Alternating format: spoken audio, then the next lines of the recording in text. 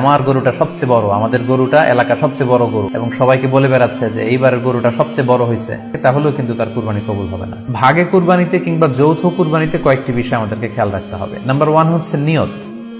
আপনাদের ইন্টেনশনটা ক্লিয়ার হতে হবে। প্রত্যেকেরই যাতে একই ইন্টেনশন থাকে, সবারই যাতে ইন্টেনশন থাকে যে শুধুমাত্র আল্লাহ তাআলা সন্তুষ্টির জন্য আমরা এই কুরবানি দিচ্ছি। এখানে কয়েকজনের যদি ইন্টেনশন থাকে যে আল্লাহর সন্তুষ্ট, অন্যজনের যদি নিয়তে ঝামেলা থাকে, তাহলে কিন্তু কুরবানিটা প্রশ্নবিদ্ধ হয়ে যাচ্ছে।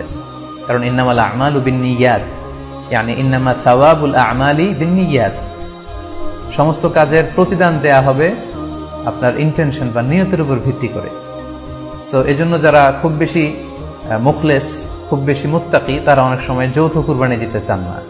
সামর্থ্য না থাকলে ছোট একটা ছাগল দিয়ে তারা একাকি কুরবানি দিতে চান। The safe, he want to be in the safer side.